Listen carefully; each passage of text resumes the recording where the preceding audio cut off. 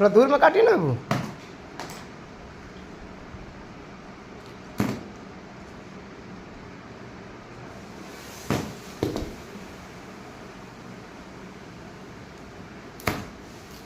ये जगह जगह पे सिमडेगा शहर में बहुत जगह जगह में स्टॉल भी लगेगा वक्त वक्त में। और कुछ लोग को साइड एरिया से बाज़ार ठेठे टांगर दूर दूर के इलाका में भेजा जाएगा। पूरा सिमडेगा गुमला में उपलब्ध रहेगा इंशाल्लाह। हर व्यक्ति को चाहिए, बहुत बेहतरीन चीज़ है। छोटा 6 महीना का बच्चा से लेकर के हर कोई खा सकता है इसको।